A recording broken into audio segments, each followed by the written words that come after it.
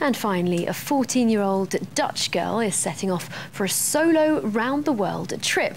Laura Dekker has left a port in the Netherlands, hoping to become the youngest person to sail around the world alone. Well, for more on that, Anelise Borges joins me. Anelise, so good for her.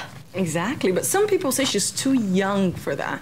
Well, her answer is she was born aboard her parents' boat while they were traveling around the world, and she's ready for it. She's been asking for permission from her parents since she was 8 years old, so that's been quite a while. And Laura's dad finally agreed last year to this whole idea, but her mother, who's divorced from Laura's father, was quite worried about this project, so she asked for help from child authorities, child welfare authorities in Netherlands, and they said that they were very concerned for her safety, and it was better to place her under state supervision.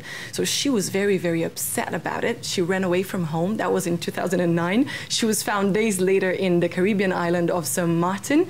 She was forced back home, and then she agreed to finish her year at school, take first aid courses, do some emergency training, and also buy a new radar system for her boat.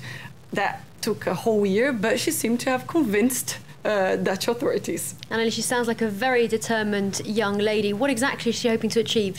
To become the youngest person to sail around the world? Exactly, to break the record. So far, the record is held by an Australian girl called Jessica Watson, who finished her 210-day trip in May.